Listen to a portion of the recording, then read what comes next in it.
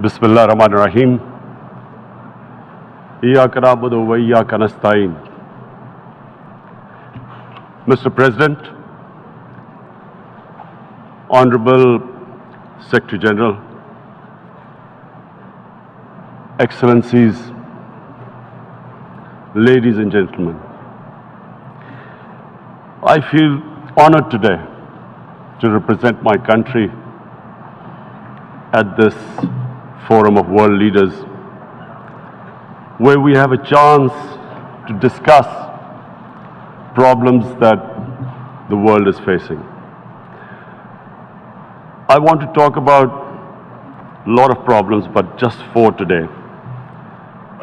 And I especially came to this forum despite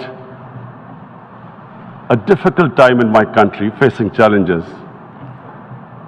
I would not have come, but because I feel that there are some very urgent problems which the world must address.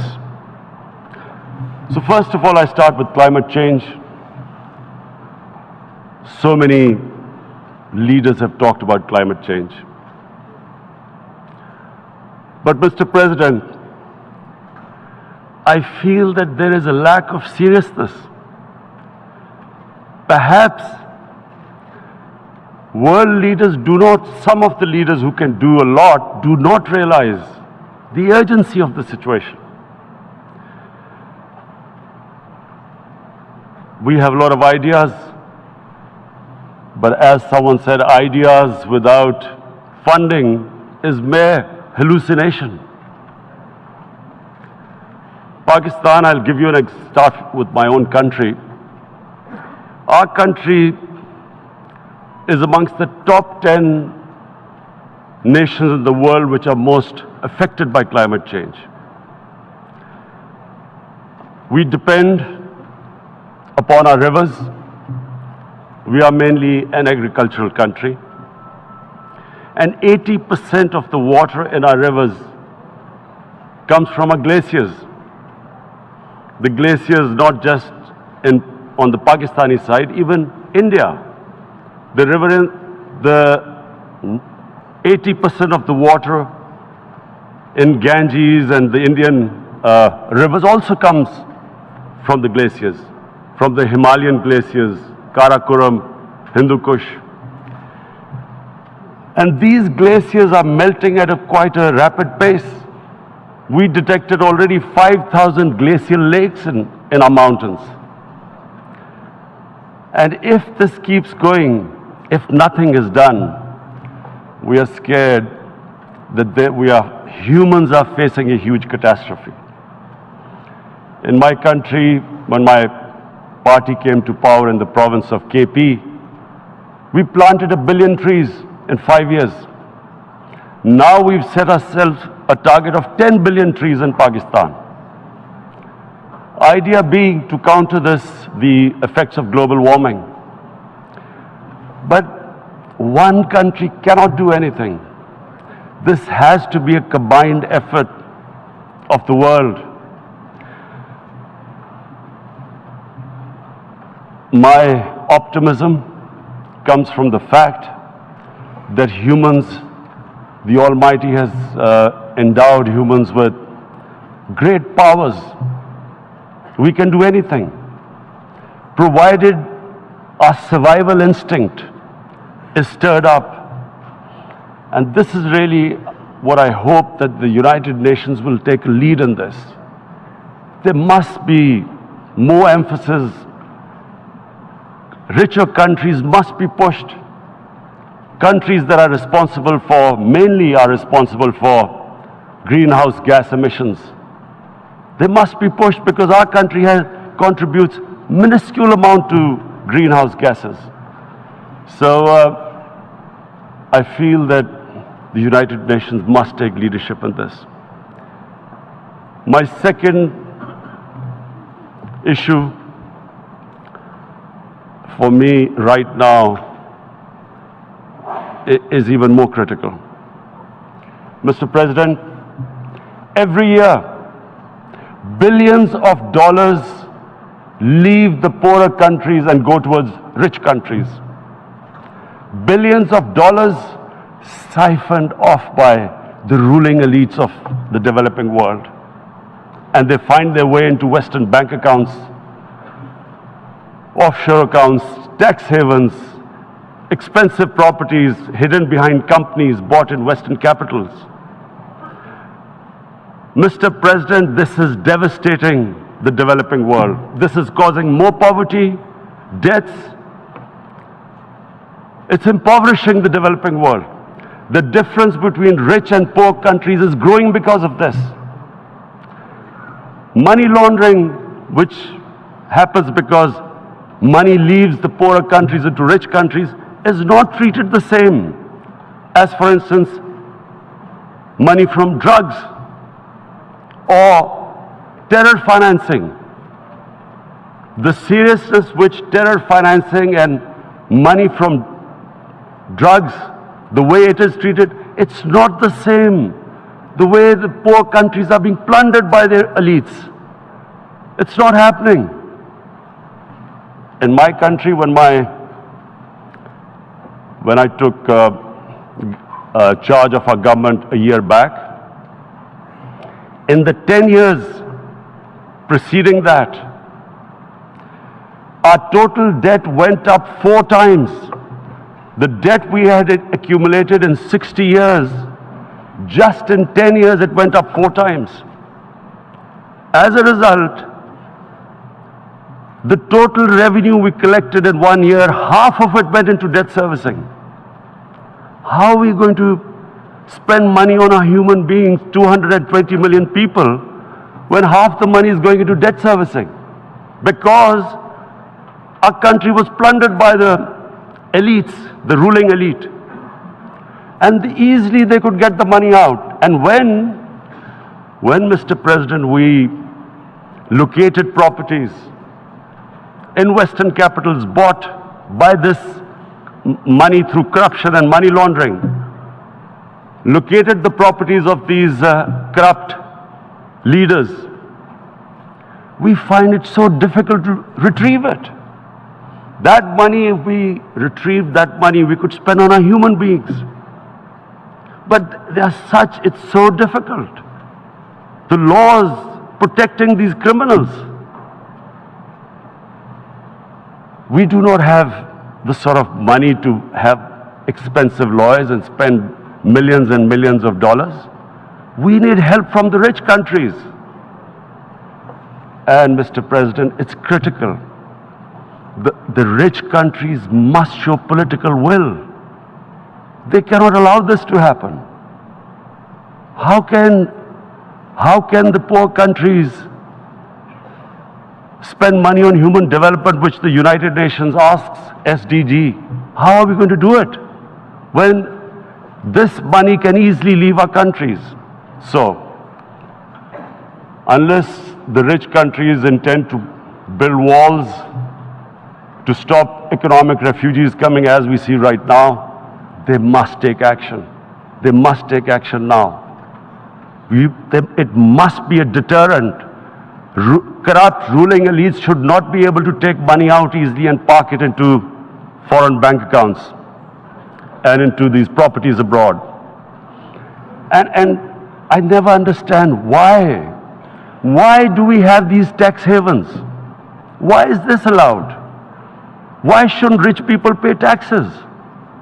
Why is it legal to have these tax havens where you have these secret accounts? Because, you know, world is changing. The population of the world is growing. Sooner or later, you're going to have a crisis. If the poor get poorer and the rich get richer, there is going to be a crisis sooner or later. So this is my second point. I hope that the United Nations takes a lead in this.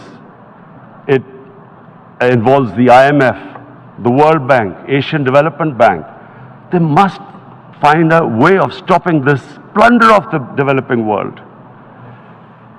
My third point is Islamophobia. There are 1.3 billion Muslims in this world. There are millions of Muslims living in other countries, European countries, and the US as minorities. Islamophobia since 9/11 has grown at a pace where it is alarming. Human communities live together. There should be understanding amongst them. But Islamophobia is creating a division. Muslim women wearing hijab, it's become an issue. It's become an issue in some countries. Hijab is some sort of a weapon. A woman can take off her clothes in countries, but she can't put on more clothes. How is this happening? Because of Islamophobia. And how did this Islamophobia start? After 9/11. And why did it start? Because certain Western leaders equated terrorism with Islam. Islamic terrorism. Radical Islam. What is radical Islam? There is only one Islam, and that is the Islam we follow of Prophet Muhammad sallallahu alaihi wasallam. There is no other Islam. Radical Islam, Islamic terrorism, what message did they send to people in the West, and why is there Islamophobia? How is a person in New York, in the Midwest, in the US, in European capital, how is he going to distinguish between who is a moderate Muslim and who is a radical Muslim? Because terrorism has nothing to do with any religion. This Islamic terrorism, Islamic radicalism, and sadly used by leaders, this has been the main reason for this Islamophobia. And it has caused pain amongst Muslims. We in Muslim countries watch this Islamophobia traveling abroad, and it's getting worse. And may I just say, Mr. President, that in European countries, it is marginalizing Muslim communities. And we all know that marginalization leads to radicalization. Some of the people who ended up as militants in Syria and other places were from marginalized Muslim communities. And my point here is that we must address this issue. I'm sad to say that we Muslim leaders have not addressed this issue either. After 9/11, when this thing came about war against radical Islam, rather than Muslim leaders trying to explain to the West that there is no such thing as radical Islam, in all human communities, they are radicals, they are liberals and rest are moderate. All human communities, Christians, Jews, everyone has it. But Islam is not radical, neither Judaism, neither Christianity, neither Hinduism. No religion preaches radicalism. The basis of all religion is compassion and justice, which differentiates us from the animal kingdom. But unfortunately, the Muslim leadership was so scared of being called radical Islam that all of them became moderates. In Pakistan, we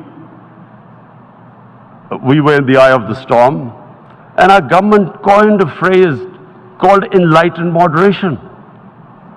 No one knows what it meant, but everyone started putting on Western suits that they were moderates, started speaking. Even those who didn't know English would speak English because they were moderates. No one had a clue what it was, because we, in the Muslim world, did not explain to the West that there is no such thing as radical Islam. One of the reasons why after 9/11 Islam was supposed to be equated with terrorism was suicide attacks. Because the 9/11 bombers did a suicide attack, all sorts of theories came up that the Muslims are involved in suicide attacks because they will get virgin in heavens. Some came up with, what about women suicide attackers? So this bizarre thing happened. No one explained. Suicide attacks and Islam were equated. No one did research that before 9/11, the majority of suicide attacks in the world were by Tamil Tigers, who were Hindus. No one blamed Hinduism, and quite rightly. What has Hinduism got to do with what desperate people were doing in Sri Lanka? We all know we've seen films about Japanese kamikaze pilots at the end of the Second World War doing suicide attacks. No one blamed the religion. But here we were trying to prove we were moderates and not explaining to the West. But the most important thing I wanted to say here today, in explaining this Islamophobia, Mr. President, and I feel it's very important because I've spent, because of I played professional sport in England, I spent a lot of time there, so I know how the Western mind works and how West views religion. So where the misunderstanding about Islam came, and one of the reasons it caused Islamophobia. That was, in 1989, this book was published, maligning, insulting, ridiculing our Prophet Muhammad sallallahu alaihi wasallam. And there was a reaction in the Muslim world. The West couldn't understand what was the problem. Because in the West, because I have spent so much time in the West, religion is perceived completely differently. They don't look upon religion like we do. And so, Islam was supposed to be an intolerant religion. It was against freedom of expression. And Islam took a real beating 30 years ago. I still remember it became a watershed. And every 2 or 3 years, someone would malign our Prophet, peace be upon him. There would be a reaction by the Muslims. And again, it was Islam, an intolerant religion. Again this time,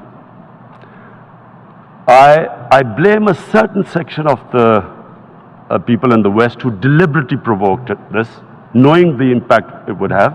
But the majority of the people in the West didn't understand.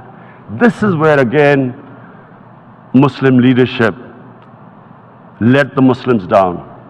We should have explained to them what our Prophet, peace be upon him, means to us. So in 1 minute, I'll try and explain what he means to us.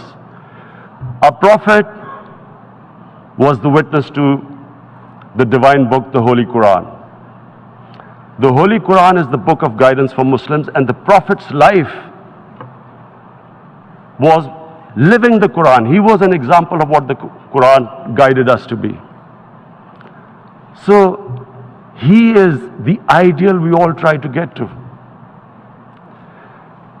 The Prophet created the state of Medina, the first state in Islam. That state was the basis of a Muslim civilization which became the predominant civilization for the next 700 years. And what was that state? I hear such strange things about Islam, that it is against women, it's against minorities. The first state of Islam in Medina, it was the first time a welfare state was set up. The state took responsibility of the weak, widows, orphans, poor people, handicapped. It taxed the rich, spent the money on the poor.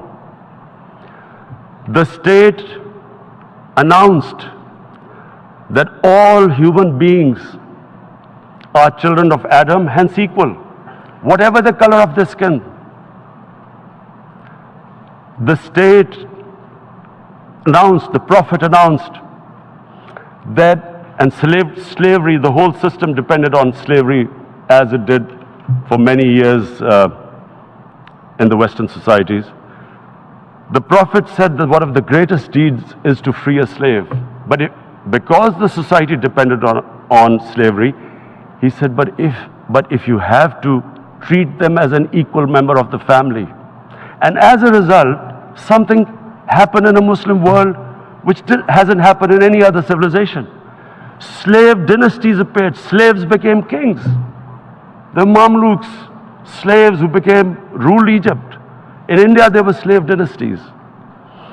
And then, with minorities, again, you hear that Islam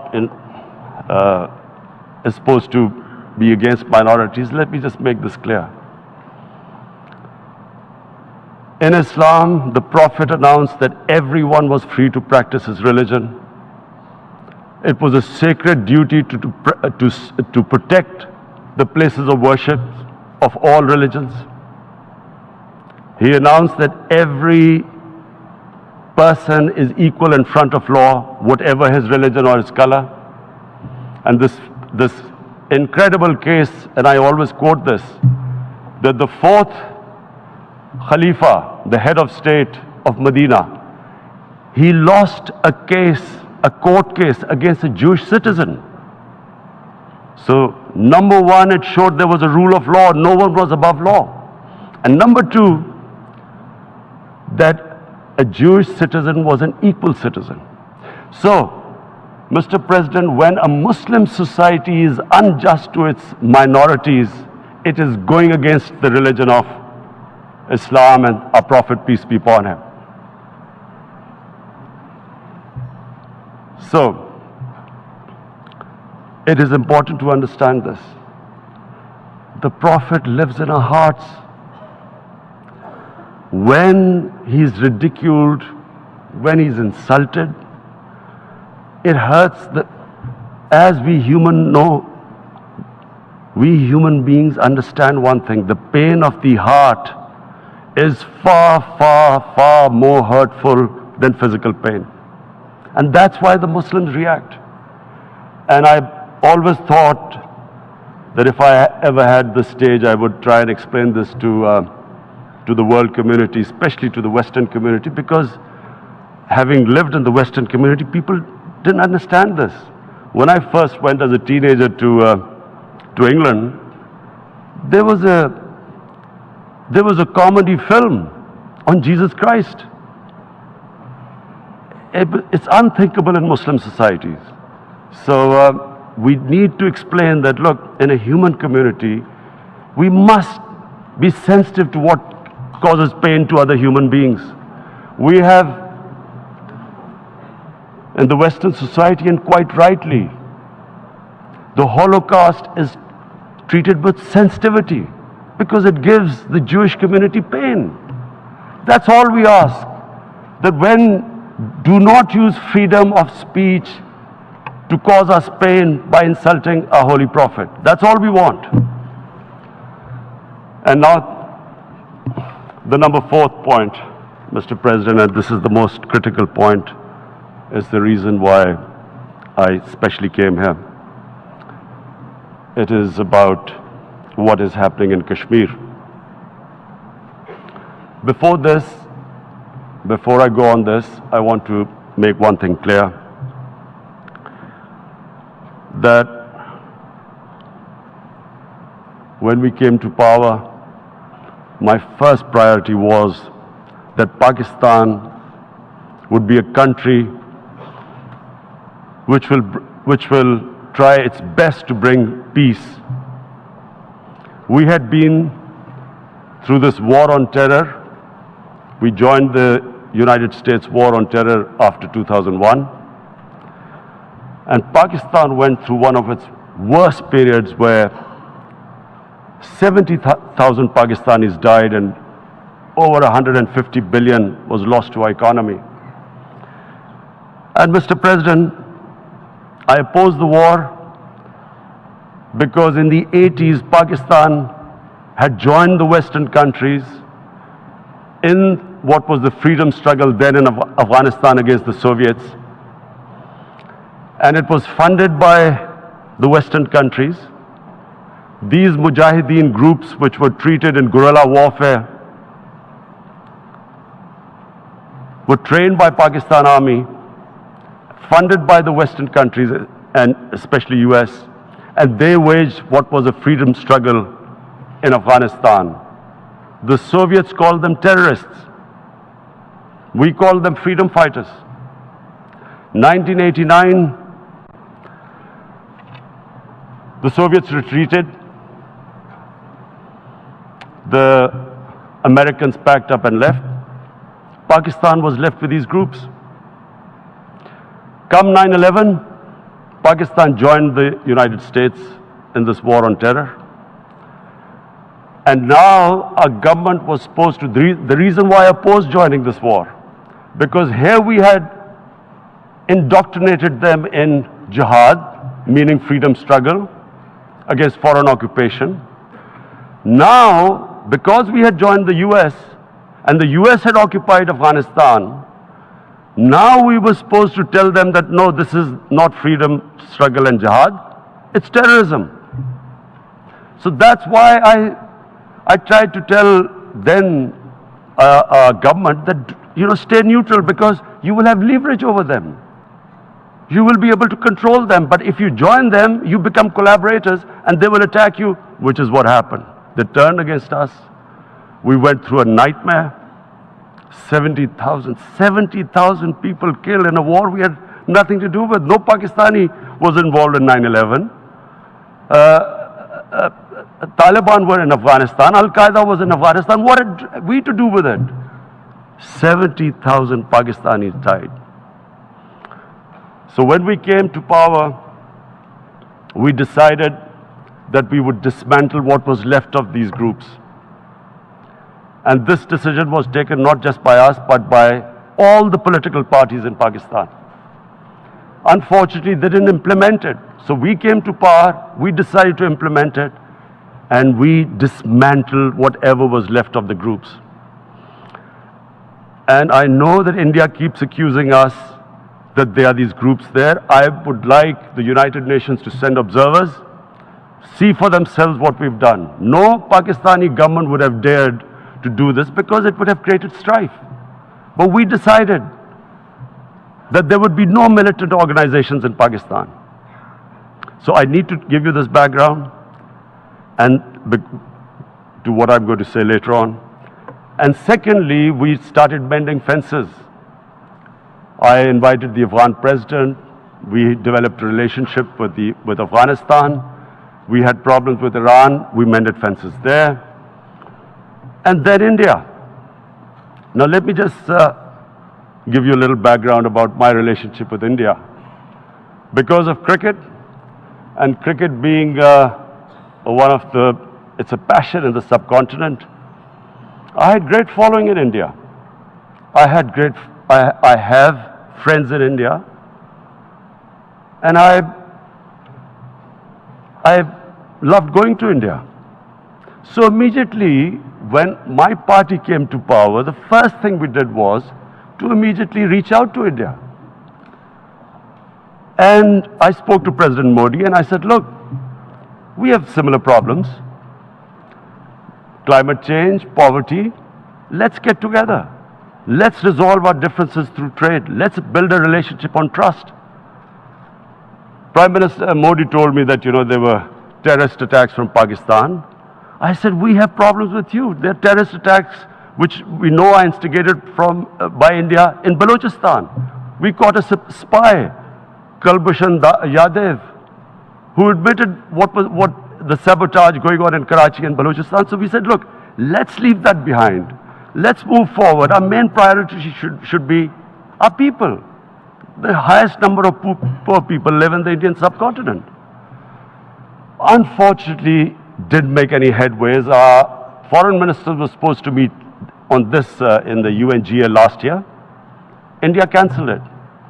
We thought that it's their election coming up. It's a nationalist, ultra-nationalist party.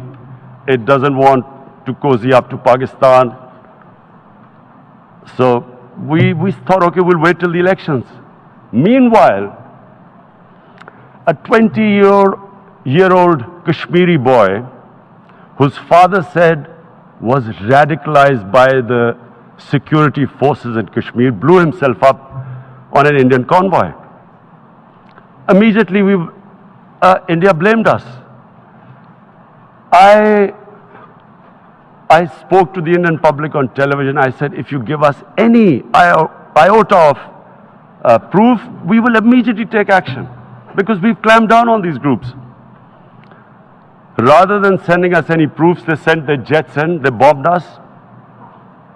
We retaliated.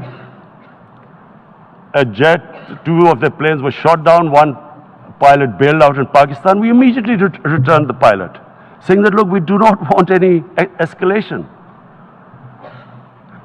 Rather than taking that as a peace gesture, the entire campaign, almost the entire campaign of Mr. Modi in the election was how he had taught Pakistan a lesson that jets had killed 350 terrorists. Complete lie. They had just killed about 10 trees of ours, which was quite painful given that, you know, we are growing all these trees. He then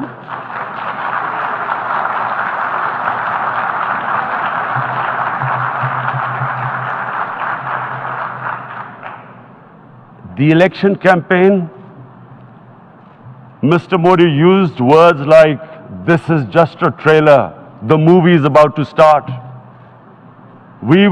I went into Pakistan and taught them a lesson. This was the election campaign. Okay, so we thought, you know, us politicians make all these statements to win elections. So, okay, after elections, we'll get back to our normal relationship.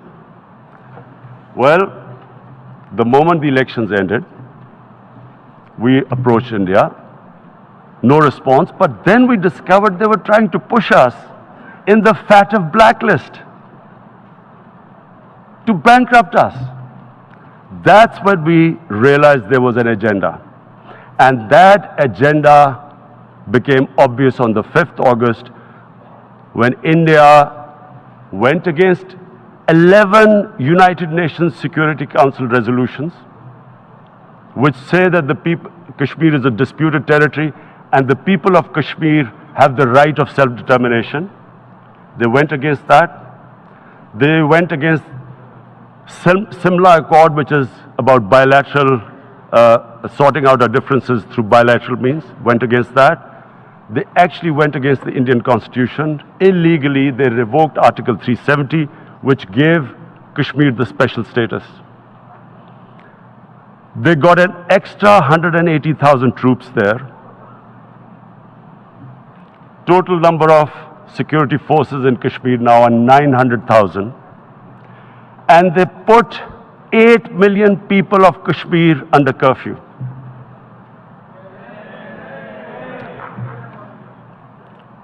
Mr. President, now I just briefly want to make the people understand, how can anyone do something like this? And for that, I have to explain to you what is RSS. RSS, Mr. Narendra Modi is a life member of RSS. RSS was an organization that was inspired by Adolf Hitler and Mussolini, came about in 1925. They believed in racial purity, racial superiority. They also believed they were an Aryan race like the Nazi believed they were an Aryan race. All that I'm saying can be verified. This is the time of information revolution. You can Google all this, what I'm saying. But it is very important for me to explain this to you so you know what is happening in India. This RSS believed in the ethnic cleansing of Muslims from India. At one point, there was racial superiority of the Hindu race. Secondly, it was hatred for the Muslims and for the Christians, because they believed that this golden age of Hindu civilization was stopped because of Muslim rule centuries back and then the British rule of India. So it was racial superiority and hatred for Muslims and Christians. This is openly stated. You look at the founding fathers of RSS, Golwalkar and Savarkar. Just Google them and you'll find out. And this ideology of hate is what murdered the great Mahatma Gandhi in 1948. It was this ideology of hate that made Narendra Modi in 2002 do a pogrom against Muslims in Gujarat when he was the chief minister. He allowed 3 days for these RSS goons who were inspired by the Hitler brown shirts. They actually wear brown shirts. This RSS, the Congress Home Minister gave a statement that in RSS camps, terrorists are being trained. And these terrorists butchered 2,000 Muslims and 150,000 Muslims were made homeless. Narendra Modi could not travel to the US because of that. And I need to make you understand this background before I explain to you that what sort of a mindset would lay siege to 8 million people with 900,000 troops. Women, children, sick people, locked in as animals. In fact, of what I know of England, if 8 million animals were locked in, the RSPCA would have made a lot of noise about it. These are human beings.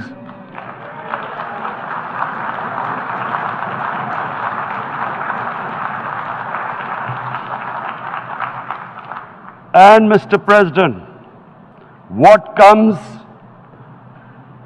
with racial superiority, these illusions of Aryan superior race, is arrogance.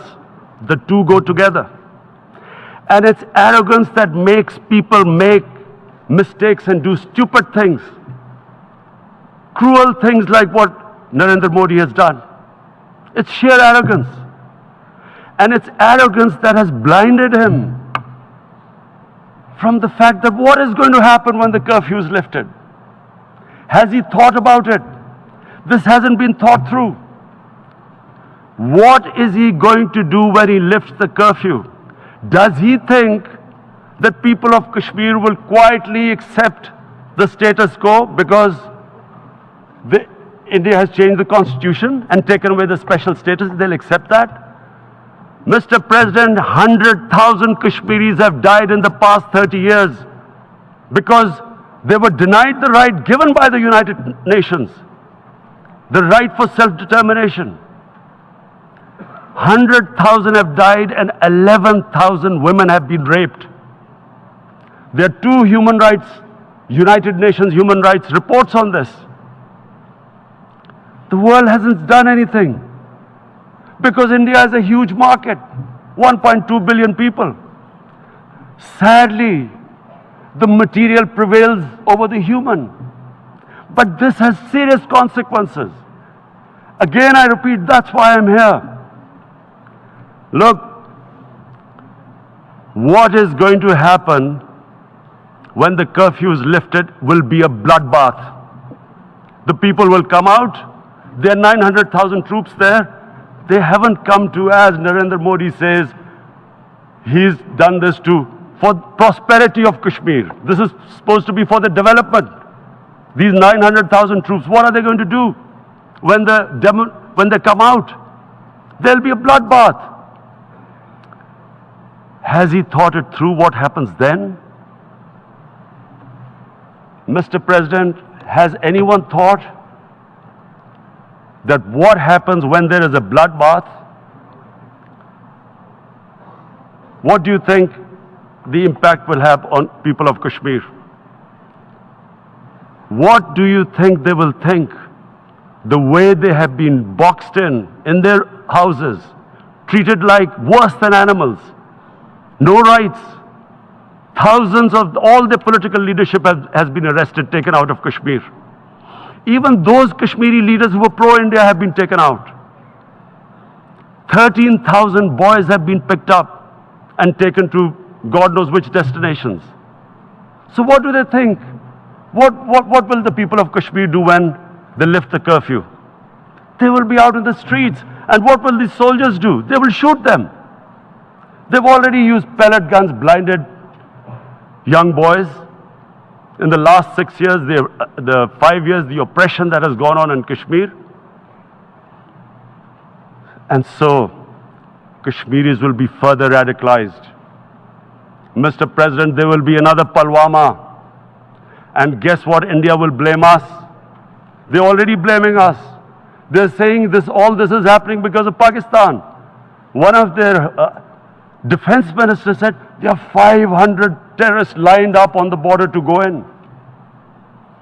Why would Pakistan send 500 terrorists when there are 900,000 troops? What impact are they going to make? What will they do? And don't we know that the moment there is some terrorist attack, all that will happen is there will be further cruelty and oppression of the people of Kashmir. We will just give the 900,000 troops to further crush the people of Kashmir. And then we'll give the Indian government an excuse that, look, Pakistan is a terrorist state, and this mantra that has gone on, Islamic terrorism. The moment you use this catchword, Islamic terrorism, the whole world turns away.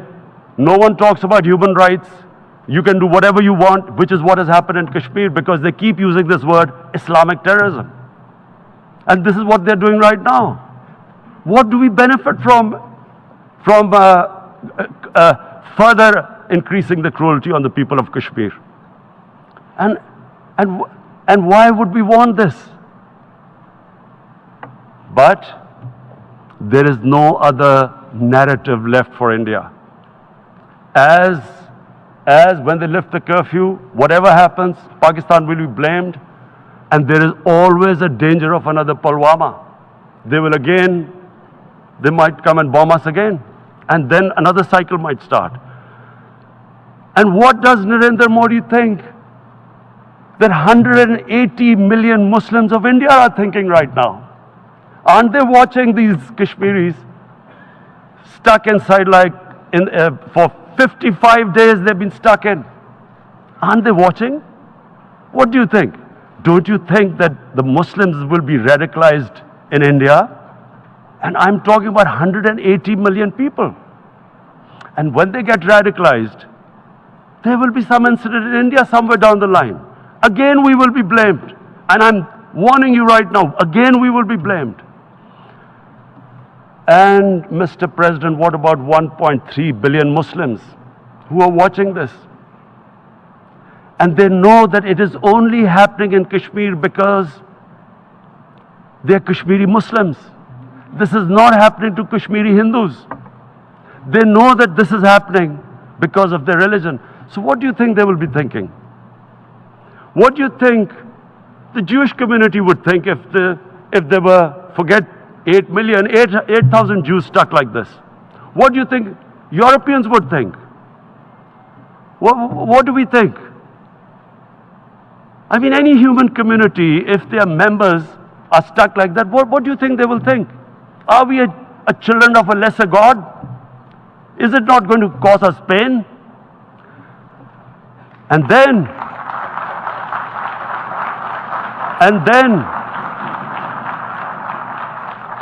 I'll tell you what will happen.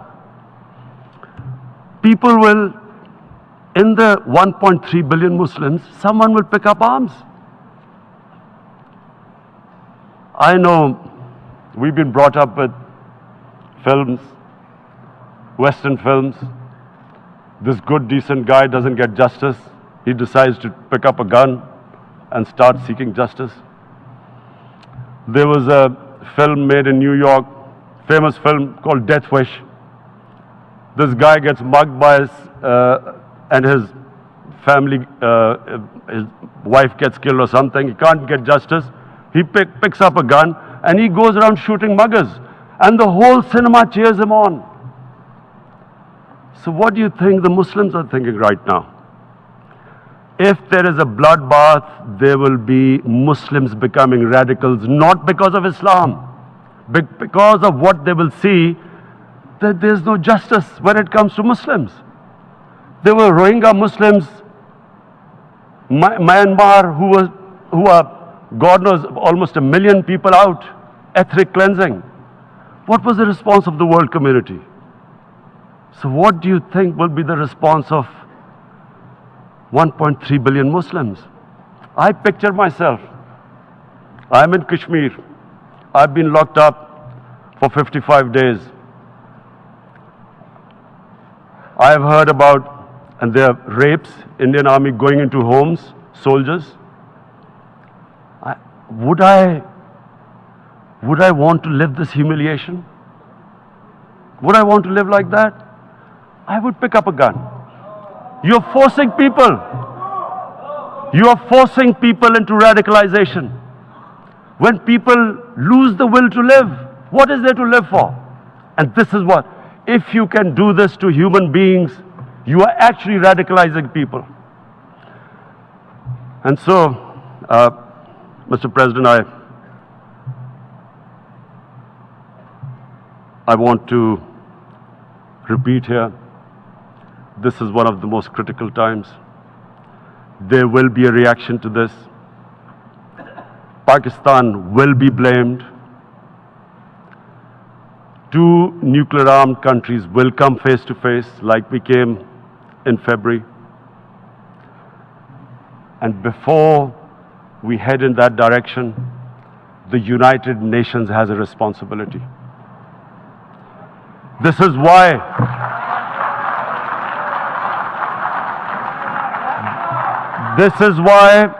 the United Nations came into being in 1945. You were supposed to stop this happening. I feel we are back to 1939, Munich. Czechoslovakia has been taken, annexed. What is the world community going to do?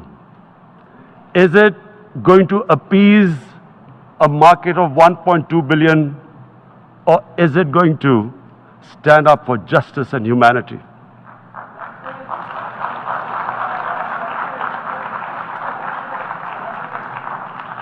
If this goes wrong, you hope for the best, but be prepared for the worst.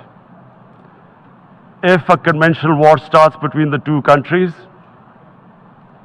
Mr. President, if a conventional war starts, and anything could happen, but supposing a country 7 times smaller than its neighbor is faced with the choice, either you surrender or you fight for your freedom till death, what will we do? I ask myself this question. And my belief is, La ilaha illallah, there is no God but one. And we will fight. And when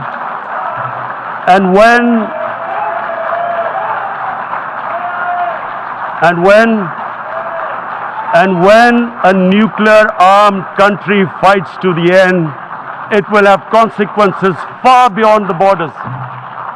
It will have consequences for the world, which is why I repeat I'm here. Because I'm warning you, it's not a threat. It's a fair worry that where are we headed? And I've come here to tell the UN, you've got to, this is a test for the United Nations. You are the one who guaranteed the people of Kashmir the right of self-determination. They are suffering because of that. And this is the time. This is the time not to appease like in 1939 appeasement took place. This is the time to take action.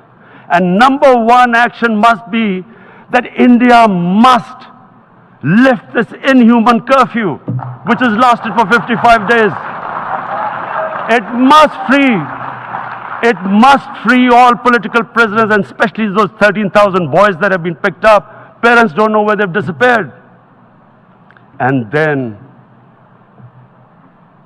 the world community must give the people of Kashmir their right of self